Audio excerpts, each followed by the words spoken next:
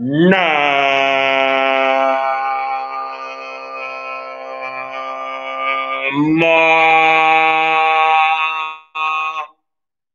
अरिहंताण नाम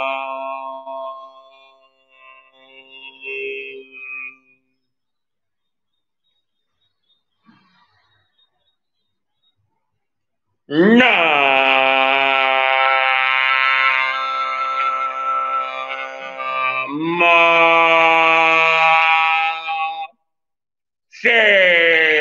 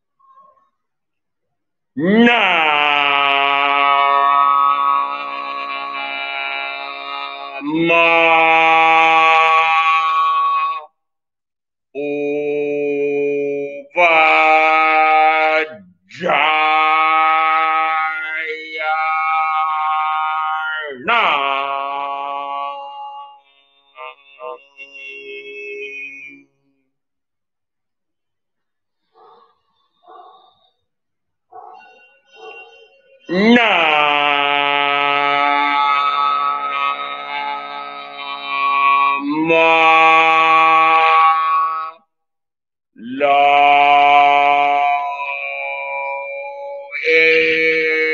सवत्सा होना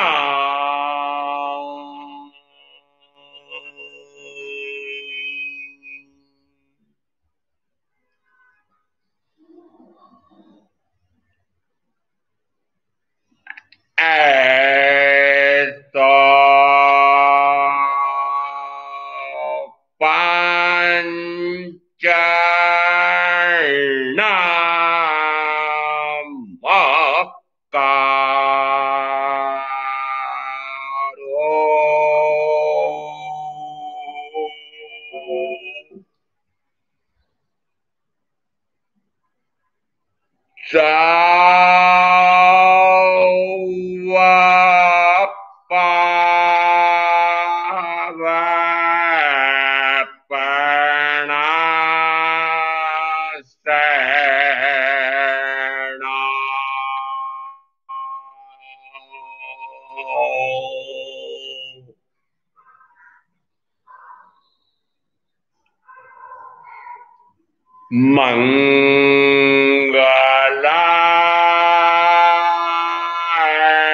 मंगलार्णं च सौवेद्यं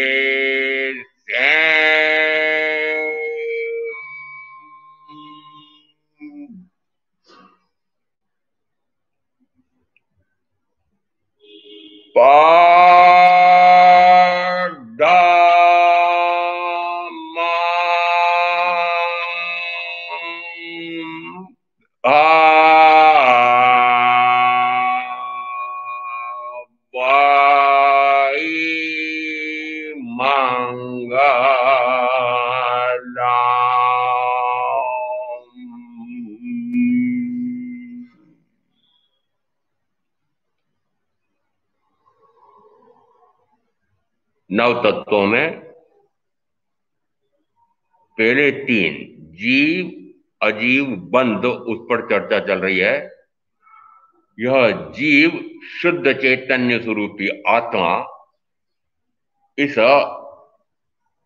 अशुद्ध अपवित्र दुर्गंधों के भंडार वर्ण गंध रस स्पर्श के पुतले शरीर इससे संबंध हुआ क्यों? कारण क्या होना चाहिए? कारण तो कहा गया कि ये तो अनादि से एक साथ है। अनादि से कौन एक साथ है? आत्मा और शरीर अनादि से एक साथ है। कर्म, कर्म कब से? यदि शरीर कर्म का फल है तो फिर कर्म भी अनादि से है। यदि कर्म अनादि से है तो कर्म का कारण रागादि, ये भी अनादि से है। यदि ये तीनों अनादि से हैं और तीनों अनंत काल हो गया, निरंतर प्रभामान होते होते वर्तमान भी मेरे साथ ये तीनों अनादि से हैं। शरीर आदि कर्म के, आघाती कर्म के फल, रागादि भाव कर्म, ये मैं स्वयं करता हूं। इसलिए यदि मैंने भाव किया है तो भाव के करने वाले को कर्ता कहा जाता है, और जो भाव होता है वह कर्म है। इसका अर्थ है कि यदि मैंने ही रागादि का भाव किया है तो मैं ही रागादि का कर्ता होता हूं, और जो कर्ता होता है वह पुनः भोक्ता भी होता है, और जो भोक्ता होता है वह पुनः वक्तृत्व करके पुनः कर्तृत्व का बंध करता है। और क्या बंधता है? तो का ज्ञानावरणादि 7-8 प्रकार के द्रव्य कर्म। इसका अर्थ हुआ कि शरीर आदि के प्रति आसक्ति, 5 इंद्रियों के भोगों के प्रति आसक्ति, उसकी पूर्ति में जो जुड़े हुए परिजन आदि हैं उनके प्रति मोहासक्ति, ये सारी गिनना इसके कारण से निरंतर रागादि विकारी भाव हो रहे हैं।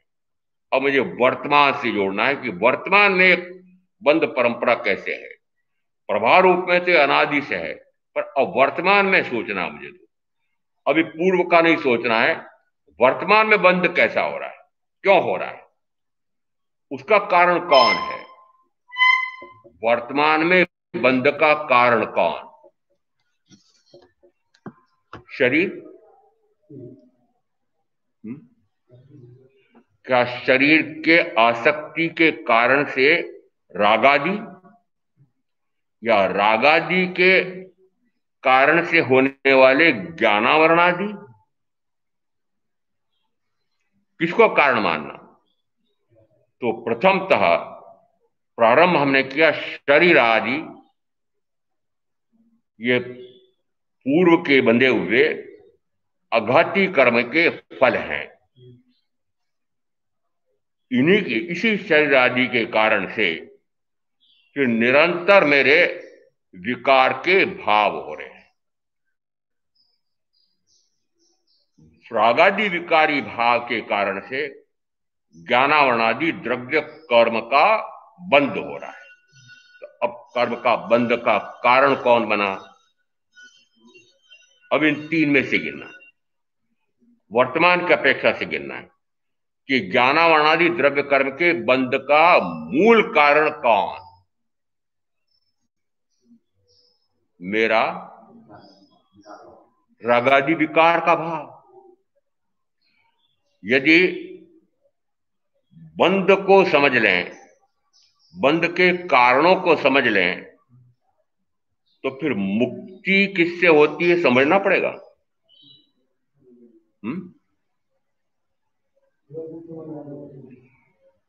समझना पड़ेगा क्या? नहीं। यदि बंध के कारण समझ में आ गए तो उन कारणों का निवारण हो जाए, वे कारण ना करूं तो मुक्ति। इसका अर्थ है कि बंध समझ में आ गया तो मुक्ति समझ में आ जाती है। इसे कहते हैं एक एक तत्व को समझने से भी कितना लाभ है। इसलिए इस एक तत्व को, बंध तत्व को समझो कि बंध होता क्यों है, बंध का कारण कौन है। कि बंध के कारण आप जो बोलते हैं वो मैं बोल रहा हूं। बंध का कारण ये मेरा पूर्वोपार्जित मोहनी कर्म है, मोहिनी कर्म मेरे इतना बंधा हुआ है कि उसका जब उदय आता है तो उसके कर्म के उदय में मेरे सामने कोई निमित्त आकर के खड़ा होता है, विद्यमान होता है, और मोह हो जाता है। हो जाता है कि करते हो जाता है कि करते हो। क्या कर्म स्वयं कर्म का उपार्जन कराता है, करता है? कर्म ही कर्म का करता है। क्या ये सत्य है? हुँ? कर्म से कर्म पैदा हो रहे हैं। आप तो साहब ने कह रहे हो, ये मोहनी कर्म आया है, इसके कारण से वापस मेरे ज्ञानावरण आदि 7 प्रकार के कर्म का बंद हो रहा है। बीच में मैं जुड़ा के नहीं, मेरा भाव जुड़ा के नहीं, बीच में मैं जुड़ा ना, मैंने आत्मा, आत्मा का भाव जुड़ा। इसका अर्थ है कि दोषी कौन, अनादि की बात नहीं सोचना है, वर्तमान की सोचना है कि कर्मबंध का दोषी कौन। क्या कर्म, क्या कर्म के उदय में आने वाला निमित्त, क्या शरीर? इन तीन में से मुख्य कौन? अभी वर्तमान अपेक्षा से सोचना, इन तीन में से मुख्य कौन दिखाई दे रहा है? रागादि।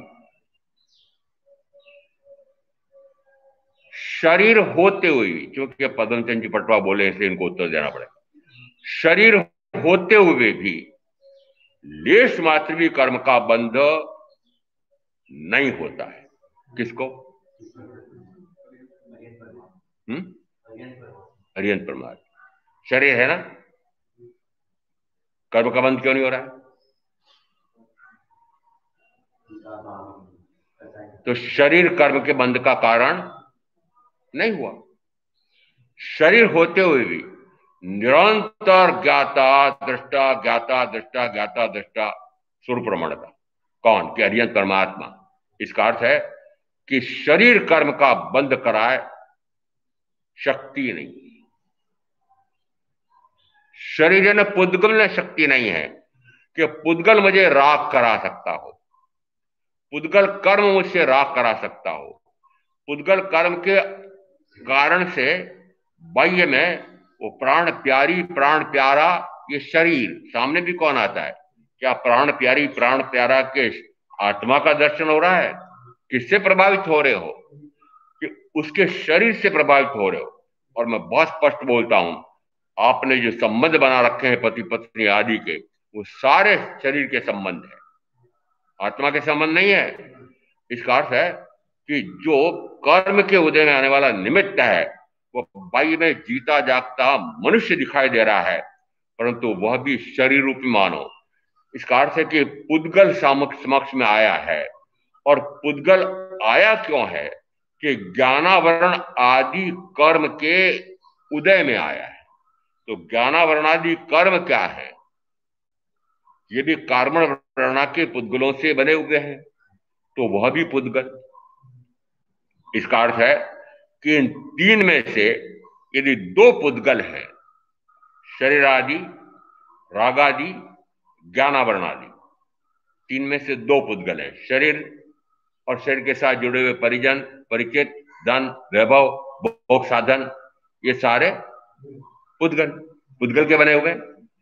ये सारे जो वर्तमान अपेक्षा से गिनना, वर्तमान इसलिए कि शरीर तो दो प्रकार के होते हैं, व्यकृत शरीर भी होता है और औदारिक शरीर भी होता है। व्यकृत शरीर देवों और नारकियों का होता है, औदारिक शरीर तिर्यंचों और मनुष्यों का होता है। अभी मैं मनुष्य भाव हूं, इसलिए मुझे मनुष्य भाव के सोचना है। यह शरीर किसका बना हुआ है? औदारिक वर्गणा का बना हुआ है। औदारिक वर्गणा ये पुद्गल है, इससे बना हुआ शरीर भी ये पुद्गल है। क्या पुद्गल कर्म का कारण हो सकता है?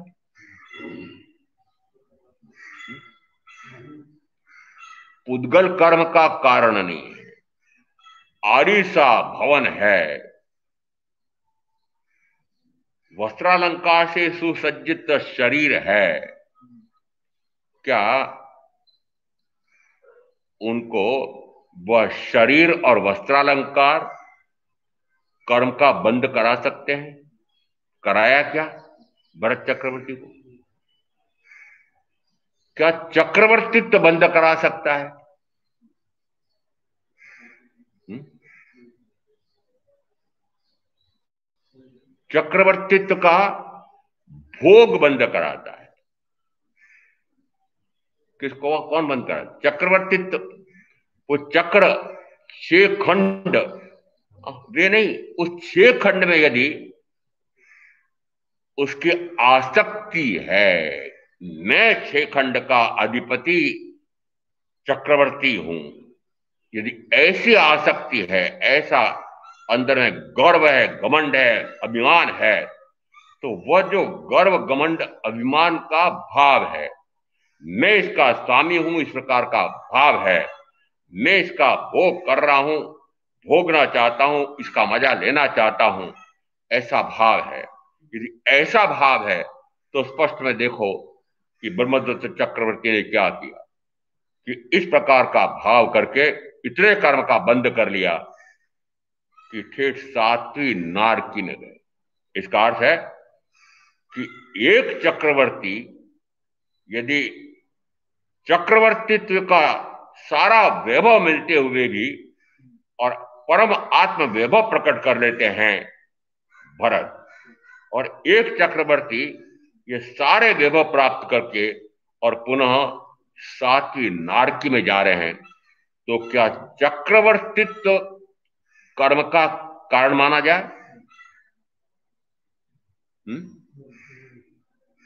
नहीं। उस चक्रवर्तित्व में रस रुचि कितनी है, और निश्चित मानना कि जिस समय वे चक्रवर्ती के पद पर थे भरत, उस समय भी उनकी रस रुचि मंद से मंदतम थी। कारण बताओ। जिस समय 6 खंड साध करके और सेनापति को कहते हैं कि अमुक पर्वत पर जाकर के और एक शिलाखंड ले जाओ, वहां गाड़ करके आओ कि महाराजा भरत ने प्रथम बार इस पृथ्वी पर 6 खंडों पर राज्य स्थापित किया है। सेनापति जाते हैं, वापस मुंह लटका कर आते हैं, महाराजन वहां तो इतने शिलालेख लगे हुए हैं कि जगह ही नहीं है, अब उनमें से आपका लगाना हो तो एक उखाड़ना पड़ता है। भरत चक्रवर्ती को उस समय क्या लगा, ओहो, मैं जूठन भोग रहा हूं। जिस पृथ्वी को इतनों ने भोगा और छोड़ा, भोगा और छोड़ा, भोगा और छोड़ा, उसको मैं भोगूं, वो तो जूठन है। जूठन भोगने में रस रुचि आ सकती है? इस कार से यदि उन्होंने उसको जूठन माना तो रस रुचि नहीं आई। अब आपसे पूछ रहा हूं, आप जो भोजन करते हो वही भोजन, देसी घी का बादाम का हलवा दृष्टांत लेता हूं, इतना सुगंधित, इतना स्वादिष्ट, आंखों से भी देखो तो इतना अच्छा सुहावना लगने वाला, जैसे वह भोजन किया बादाम का देसी घी का हलवा, हलक के नीचे गया, 24 घंटे बाद देखो वो मलबा कहां गया? आपके दिल्ली की अपेक्षा से गिनो तो मलबा गटर में गया, फिर गटर से मैंने देखा हुआ है विहार करते समय कि इतनी लंबी चौड़ी गटर नदी जैसी लगती है, इतनी लंबी चौड़ी गटर, क्योंकि राजधानी दिल्ली की गटर है। तो बताओ, इतने मनुष्यों का वो जो कचरा जा रहा है, मलमूत्र जा रहा है, तो गटर कितनी चौड़ी होगी, कितनी लंबी होगी। और मैंने देखा कि उसी गटर में किसानों के आसपास खेत थे और उन खेतों की सिंचाई वहां उस गटर में मोटरें लगा लगा करके वे किसान कर रहे थे। उससे जो तीन वस्तुएं आपके भोजन की, फल सब्जी अनाज, कहां से आया? उस गटर के पानी से। गटर में मलमूत्र है कि नहीं? मनुष्य का मलमूत्र भी है, पशुओं का मलमूत्र भी है, न जाने क्या क्या है। और उससे सिंचाई करके यदि आपके पास वह देसी घी का बादाम का हलवा आया है, क्या आपको लगता है कि मलमूत्र है?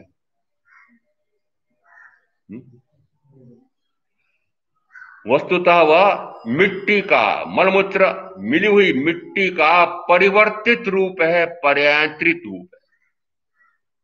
ये तो मैं बच्चों को समझाता हूं, आपको भी समझानी पड़ रही है।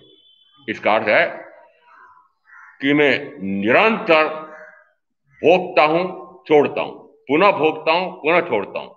जो भोग पहले मैंने भोगे हैं वे पुनः पुनः भोगता हूं, तो मानो कि जूठन भोग रहे हो। एक से लगा करके पांचों इंद्रियों के भोग कब से भोग रहे हो? अरे अनादिकाल की बात नहीं कर रहा हूं मैं, वर्तमान के मनुष्य भाव में आने की बात बताओ, कब से भोग रहे हो?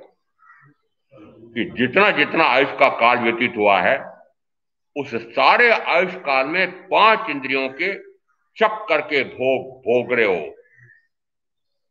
शास्त्र में शब्द लगाया मैंने, चक करके। और अब मैं आपसे पूछ रहा हूं, हां कि ना? हाँ, चक करके भोग ले रहे हो, भोग भोग रहे हो। क्या आपकी उसमें रस रुचि नहीं है? रस रुचि ना हो तो इस प्रकार के भोग छूटने में देर लगती नहीं है। नहीं छूट रहे हैं, इसका अर्थ मान लेना कि आपको उसमें रस है, आपको उसमें रुचि है। क्या आपको आत्मामृत का रस का आस्वादन आया? नहीं आया। और जब तक आत्मा के अमृत का स्वाद आस्वाद नहीं आता है, तब तक कहा जाता है कि पांच इंद्रियों के माध्यम से मिलने वाला वह बेस्वाद छूटता नहीं।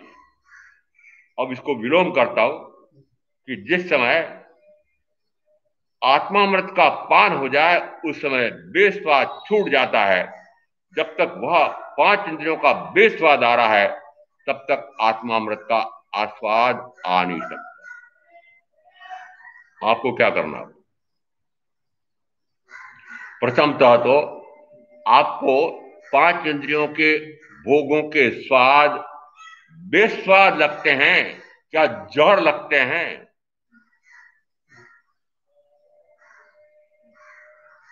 विषयों को विष कहा है। विषयों के सेवन को विष, कौन सा विष? कि ऐसा विष कि जिसके कारण से अनंत बार मृत्यु होती है। यदि मैं एक पुड़िया आपके सामने रखूं और कहूं कि संख्या की पुड़िया है, खा लो, खा लोगे? अभी आपको पता नहीं है कि वह संख्या की पुड़िया है कि वह अन्य किसी उत्कृष्ट भोग्य वस्तु का की पुड़िया है, आपको तो पता नहीं है। परंतु चूंकि मैंने कहा कि संख्या की पुड़िया है, तो आप खाओगे। और मैं साक्षात कह रहा हूं कि वस्तुतः वह तो संख्या की पुड़िया नहीं है, परंतु पांच इंद्रियों के जो विषय हैं वे विष हैं। सूत्रकार तो उसको विष तुल्य कहते हैं। अरे विषी हैं, विष तुल्य और विष में क्या अंतर है? विषी हैं। और यदि एक बार नहीं, मैं सैकड़ों बार कहूं कि पांच इंद्रियों का भोगों का विषपान क्यों कर रहे हो, क्यों अनंत जन्म को बढ़ा रहे हो, सुनते ही नहीं हो। सुनते हो? सुनते ही नहीं हो। सुनते हो तो अनसुना करते हो। और यदि सुना भी तो उस पर श्रद्धान नहीं किया, श्रद्धान भी किया तो श्रद्धा प्रति रुचि नहीं की, पर रुचि हटी नहीं, स्वरुचि आत्मरुचि हुई नहीं। और इस कारण से निरंतर उन पांच इंद्रियों के भोगों में ही उस भोग के कीचड़ में ही फंसे पड़े हो।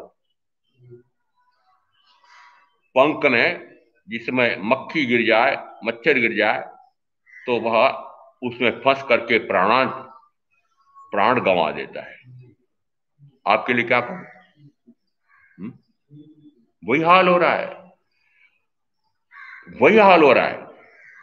आचारांक सूत्र के प्रथम स्कंध में 3:2 में एक सूत्र आया है, उम्मुक्त पासा ही मच्चे हिम आरंभ जीवी उभयानुपस्थि कामेशु गिद्धा निचयम करंती संसिच्य माणा पुनरंत्य गब्बम। पहले चौथे भाव को देख लो। पुनरंत्य गब्बम, पुनः पुनः गर्भ में जाता है। पुनः पुनः गर्भ में कौन जाता है? तो वर्णन आ रहा है, कामेशु गिद्धा, काम भोगों में जो ग्रद्ध है, आसक्त है, अत्यंत ग्रद्ध है, अत्यंत आसक्त है, अत्यासक्त है, अत्यंत आसक्त है, अधिक अत्यधिक आसक्त है, अत्यधिक ग्रद्ध है। इसको कहा कि जितनी जितनी उसकी तरतमता होगी उसके अनुसार, गाढ़ता मनता होगी उसके अनुसार वह ज्ञानावरणादि 7 प्रकार के कर्म का बंध पड़ेगा। इसका अर्थ है कि दूसरी पंक्ति में दुष्फल आ रहा है। दूसरी पंक्ति में दुष्ट कामेशु गिद्धा निचयम करंती, जो काम भोगों में ग्रद्ध है, आसक्त है, निश्चयतः निश्चित रूप से वह कर्म का बंध करता है। और कर्म का बंध करता है तो निश्चित है कि कर्म रूपी पेड़ की जड़ सींची जाती है तो वह पेड़ अत्यधिक पल्लवित होता है, पुष्पित होता है, फलित होता है, और ऐसे दुष्फल मिलते हैं कि उसके कारण से अनंत जन्म और अनंत मरण का अनंत दुख प्राप्त करते। पहली पंक्ति, उम्मुम के पास ही मच्चे हिम, ये जो काम और भोग प्राप्त होते हैं ये किसी के साथ जुड़ने से प्राप्त होते हैं। उदाहरण इसलिए देने पड़ते हैं समझ में आ जाए। 4 इंद्रियों के भोग बेटे बेटी को माता पिता भरपूर दे रहे होते हैं। दीपक जी बोलो, सही सही है? वो बेटी को भाव क्यों आता है कि नहीं मेरी शादी कर दें या मैं शादी कर लूं तो अच्छा हो?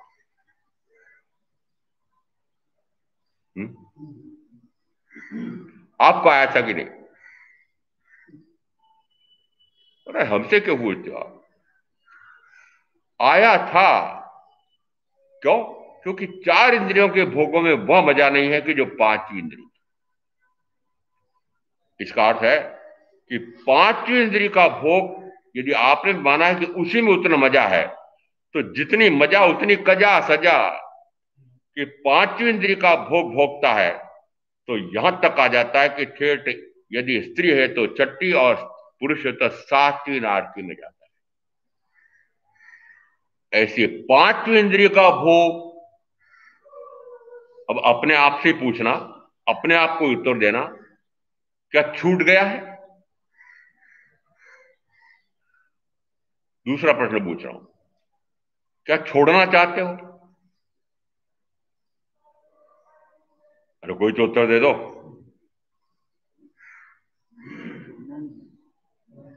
50, 55, 60, 65, 65, 60, 55,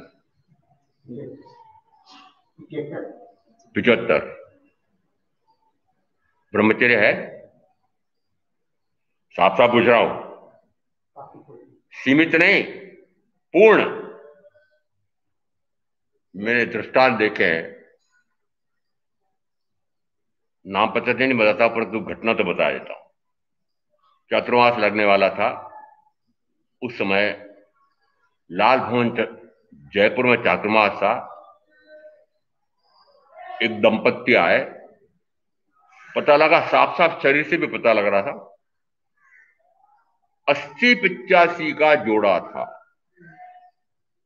बहन ने कहा महाराज ये 4 महीने के अखंड ब्रह्मचर्य के पचकान करा दो।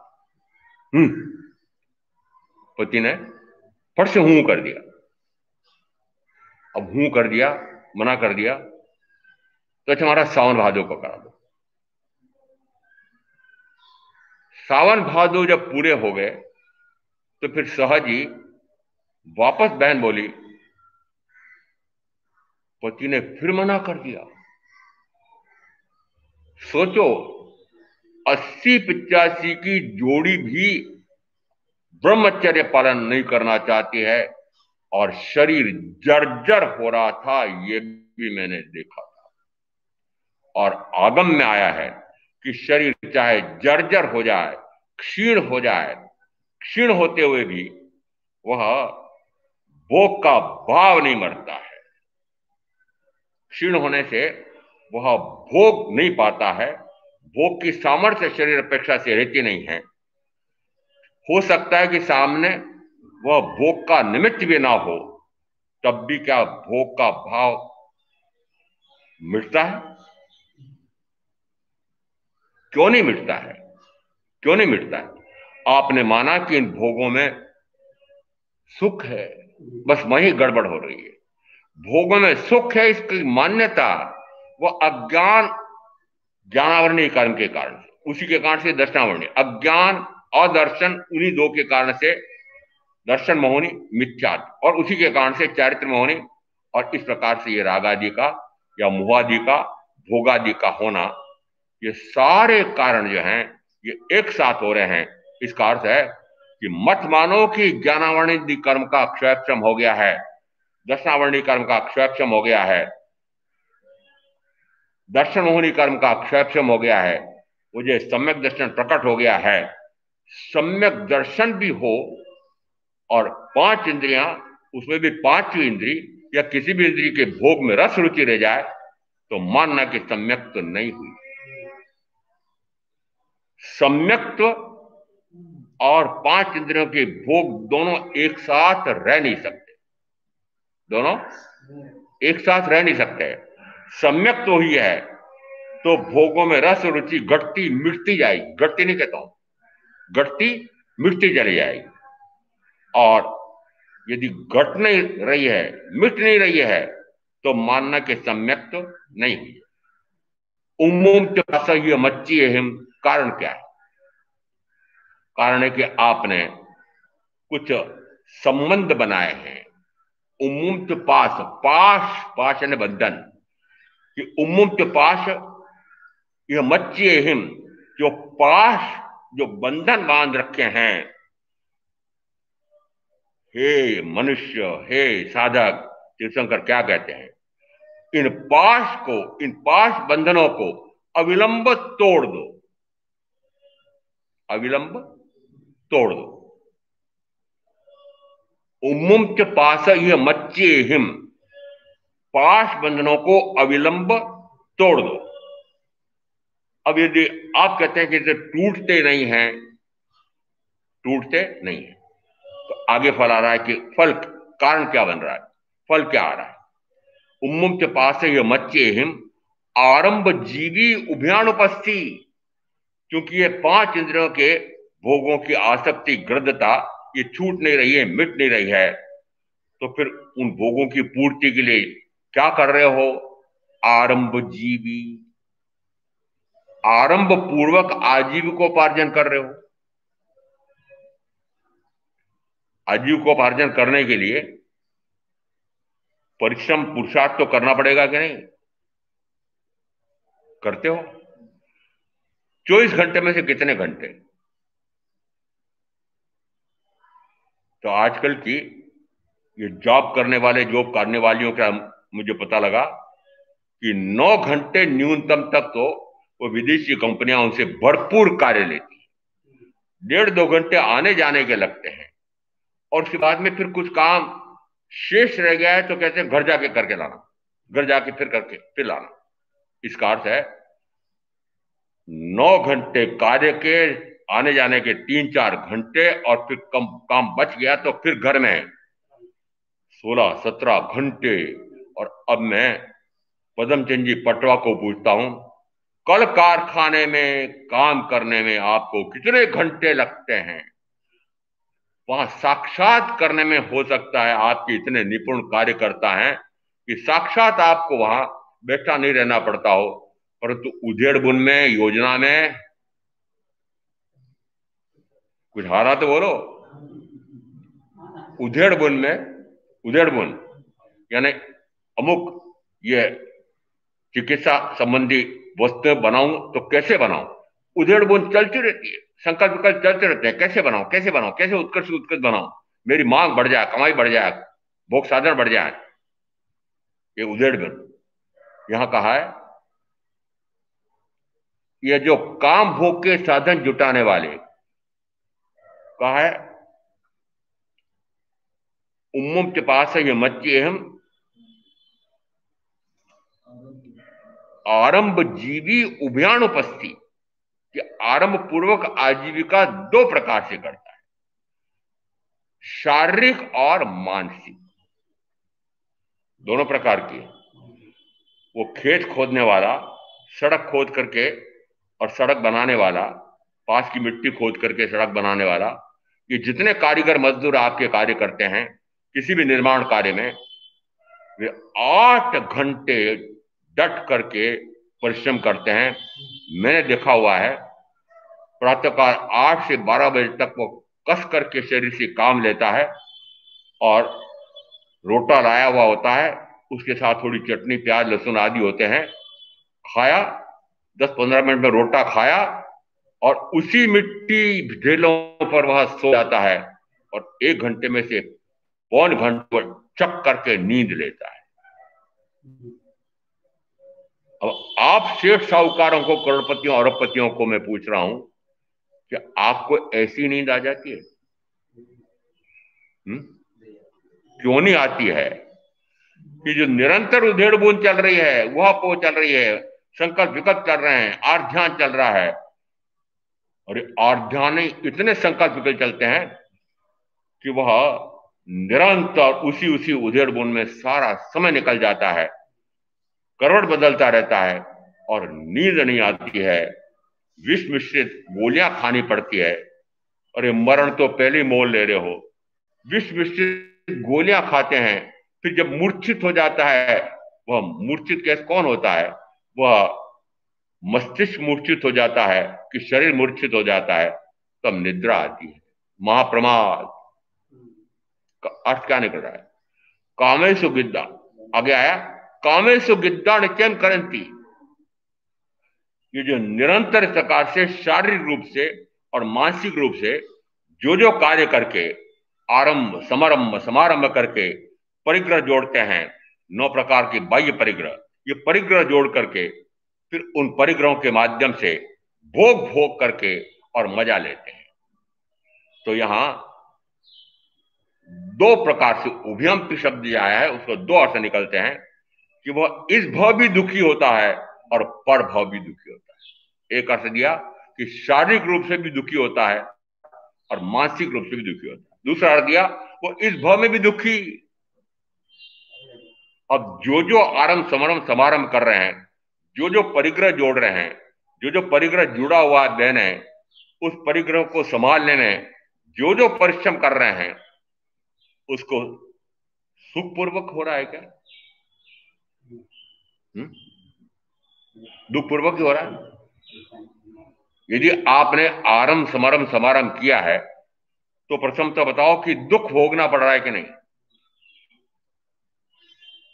वो क्षण मात्र के सुख के लिए पहले न जाने कितने काल तक तो ऐसे दुख उठाने पड़ते हैं। फिर उस दुखों को उठा करके, इतने दुख झेल करके, और फिर साधन सुविधाएं जोड़ते हो। साधन सुविधाएं जोड़ करके एक से लगा करके 5 गिन लेना, किसी एक का गिन लेना, कुछ क्षणों के लिए थोड़ी सी सुखानुभूति होती है। वो भी कौन से सुख? कि शरीर सुख। और शरीर सुख में भी क्योंकि शरीर की शक्ति सीमित है, साधन भी हो सकता है सीमित है, तो भाव रह जाता है और अधिक भोगूं और अच्छा भोगूं, भोगता ही रहूं। पर भोगे कहां से? शरीर की शक्ति इसी नहीं है कि निरंतर भोगता रहे। तो अब वो जब तक वापस ना भोगे, जब तक संतुष्टि ना हो, तब तक फिर दुखी। भोगने के पहले दुखी, भोगते समय दुखी, भोगने के बाद फिर दुखी, और भोग भोग करके और भोगने का भाव करके और अधिक भोगूं और अच्छा भोगूं, भोगता ही रहूं, इस प्रकार का भाव करके और फिर कर्म का बंध करके वो अनंत काल तक अनंत जन्म का अनंत दुख पाता है। ये भोग सुख कैसे हैं? ये भोग सुख इस प्रकार के, इसका अर्थ है कि इस प्रकार के भोग सुखों को प्राप्त करके और उसी में मग्न रहना। क्यों? क्योंकि आपने मान लिया है कि इंद्रिय विषयों के माध्यम से मिलने वाले सुख ही सुख है। आपको इससे परे सुख का अनुभव आए ही नहीं। और निश्चित मानना कि यदि ऐसे अमृत पान का पान हो जाए, अमृत का पान हो जाए, तो अमृत का पान होते सी, अमृत में दो कहता हूं मैं, बाह्य अपेक्षा से वो अमृत औषधि, दूसरी अपेक्षा से अमृत आत्मा का स्वयं का आस्वाद। एक अपेक्षा से कहता हूं वीतराग परमात्मा के वीतराग वचन, उनको कहा वचनामृत। यदि वचनामृत का पान करे तो आत्मामृत प्रकट होता है, और आत्मामृत का पान करे तो आत्मा का अमृत प्रकट हो जाता है। यदि आत्मा का अमृत प्रकट नहीं हो रहा है, अनुभव नहीं आ रहा है, तो मानना कि आपने वचनामृत का श्रवण किया ही नहीं। ये वीतराग के वचन ऐसे हैं कि सुन करके पक्का निश्चय करके अवधारणा करके उसके अनुसार ही आचरण करे तो अनंत आत्मिक सुख प्राप्त होता है, अनंत आत्मिक सुख। परंतु आपको वचनामृत पर भी, वीतराग के वचन पर भी विश्वास नहीं आता है। आए नहीं? आया होता तो क्या पूर्व में कभी तीर्थंकर के समर्पण में नहीं गया होऊंगा? गया होऊंगा। उत्तराधर्म सूत्र में इस प्रकार का भी उल्लेख आ रहा है। जिस समय वह समर्पण में जाता है, तीर्थंकर परमात्मा फरमाते हैं आत्मा अनंत सुखों का भंडार है, अनंत सुख उसमें भरे पड़े हैं, आत्मा के अनंत सुख का अनुभव करो। आप अभ्यंतर में जाओ, बाह्य में कहां भटक रहे हो? आत्मा में अनंत सुख है, परलोक में सुख है, सिद्ध शिरा पर अनंत व्यापार सुख है। ऐसा इससे ऐसी जिस समय वचनामृत की बरसात हो रही थी, उस समय मैं भी गया हुआ था। मैंने कहा भगवान किसने देखा? क्या कहा? किसने देखा? हस्तगति काम भोग, संदिग्ध भविष्य के भोग वहां, किसे पता पर लोक रम्य, उत्तर इसका स्पष्ट कहा, रहना जनता के साथ मान्यो, बार दृष्ट बन फिरता है, काम भोग से राग विवश हो, क्लेश पास में पड़ता है, आतंक स्पष्ट ज्ञानी बन फिर ग्लान तप्त मन होता है, पर लोक भीत हो रोता है। और क्या निकल रहा है? क्या बोला था मैंने? आप मेरे हाथ में वर्तमान में प्रत्यक्ष में मुझे अनुभव में आ रहा है कि 5 इंद्रियों के भोग मेरे हाथ में हैं। आप कहते तो इनको तो छोड़ो और आत्मा के सुख का आस्वाद लो। परलोक में सुख है, आत्मा में सुख है, सिद्ध शिरा पर अनंत अव्यवहार सुख है। किसने देखा? किसने देखा? फिर आगे दूसरी गाथा हम क्या है? रहना जनता के साथ। आप सबको किसके साथ रहना है? अरे आप सबको पूछ रहा हूं, मेरे साथ रहना है? बताओ किसके साथ रहना है? आपको जनता के साथ रहना है। और जनता यानी भीड़। आज के इस वर्तमान की पृथ्वी के 7-8 अरब जितने भी मनुष्य होंगे, सारे के सारे 5 इंद्रियों के भोगों की अधिकाधिक पूर्ति करके अधिकाधिक भोग भोगूं, इसी में लगे हुए हैं, ऐसी मृत रचना में लगे हुए हैं। आश्चर्य मुझे, खेद मुझे इसलिए होता है कि तीर्थंकर महावीर की वाणी श्रवण करने का अरभ्य अवसर जिनको प्राप्त हुआ है, ऐसे जैन कुल में उत्पन्न होने वाले भी उसी भेड़ चाल में चले गए हैं और मात्र अधिकाधिक 5 इंद्रियों के भोगों का सुख बटोर करके कुछ सुख भोगों ऐसा भाव होता है, भोगते हैं और ऐसा करके अनंत कर्म का बंद करके चतुर्गति में परिभ्रमण करते हैं अरे कब तक करते रहोगे? चेतो, चेतो। ये भोग भोगते भोगते अनंत काल हो गया है। इस भोगों से निवृत्ति लो और अभोग में जाओ, आत्मा में जाओ।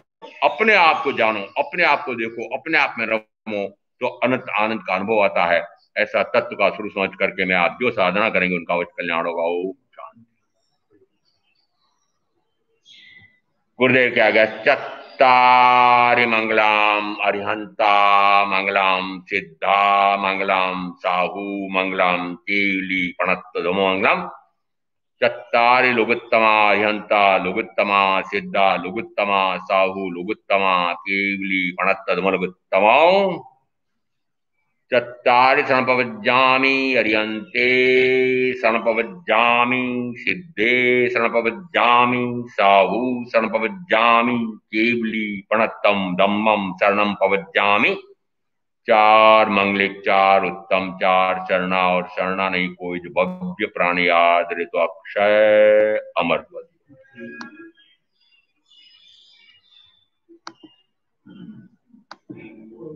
Payavinam, payavinam,